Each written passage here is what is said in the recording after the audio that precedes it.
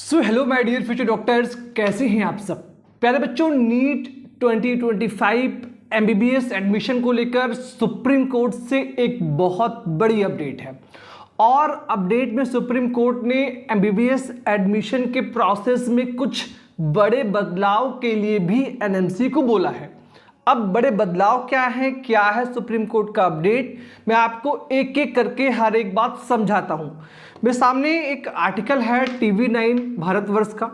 ये आर्टिकल आज से ठीक एक हफ्ते पहले का है, जब सुप्रीम कोर्ट में एक सुनवाई हो रही थी कि हर साल बहुत सारी एमबीबीएस की, बीडीएस की या आयुष की सीटें वैकेंट रह जाती हैं। आप सब पिछले कई सालों से देख रहे हैं कि 5 सीट्स कभी गवर्नमेंट की, कभी टोटल एमबीबीएस की 45 सीट्स, कभी 50 सीट्स वैकेंट रह जाती हैं। अब इस पे सुप्रीम कोर्ट ने जो है कहा है कि मेडिकल की जो हर एक सीट है वो बहुत ही ज़्यादा इंपॉर्टेंट है। इसके लिए सुप्रीम कोर्ट ने आदेश में बोला है कि मेडिकल कॉलेजेस में सीट रिक्त नहीं हो सकती और राज्यों सहित संबद्ध हितधारकों के साथ केंद्र को एक बैठक करने का निर्देश दिया। एनएमसी को और सेंट्रल गवर्नमेंट को सुप्रीम कोर्ट ने आदेश दिया है कि आप सभी स्टेट से बात करें और ये सुनिश्चित करें कि एक भी एमबीबीएस की सीट वैकेंट ना रहे।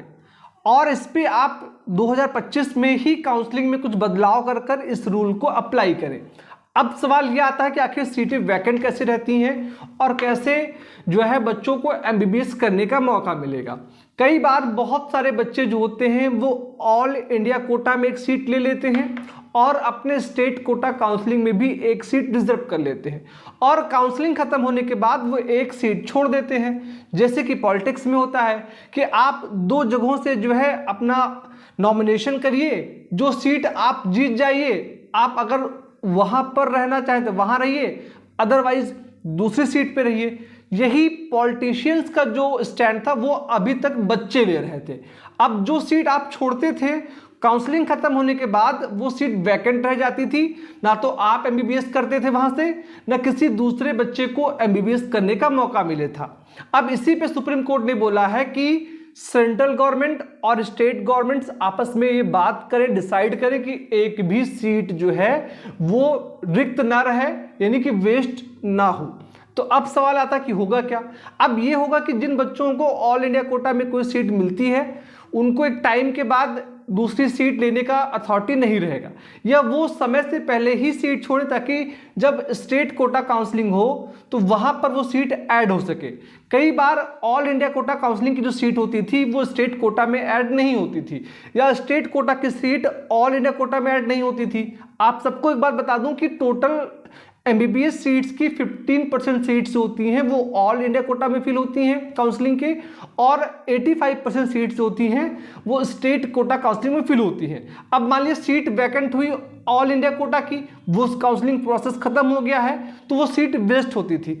अब इस सीट को या तो स्टेट कोटा में शिफ्ट किया जाएगा, और अगर कोई सीट स्टेट कोटा की वेस्ट होने वाली है तो उसको ऑल इंडिया कोटा काउंसलिंग में शिफ्ट किया जाएगा। और ये सारी चीज़ें काउंसलिंग के लास्ट फेज से पहले ही डिसाइड की जाएंगी और बच्चों को भी पहले ही निर्णय लेने के लिए बोला जाएगा। अब इससे होगा क्या कि जो बच्चे अभी तक सीट वेस्ट करते थे अब वो ऐसा नहीं कर पाएंगे और उसी सीट पे किसी दूसरे बच्चे को एमबीबीएस करने का एक सुनहरा मौका मिलेगा। इस बड़े बदलाव के साथ नीट 2025 की काउंसलिंग होने वाली है। अब अगर कोई बड़ी अपडेट और भी आती है मैं आपको इन्फॉर्म कर दूंगा। उसके लिए आपको हमारे इस चैनल को सब्सक्राइब करना होगा। इस वीडियो में इतना ही। आप सभी ने इसको देखा, आप सभी का बहुत बहुत धन्यवाद। Thank you so much. जय हिंद।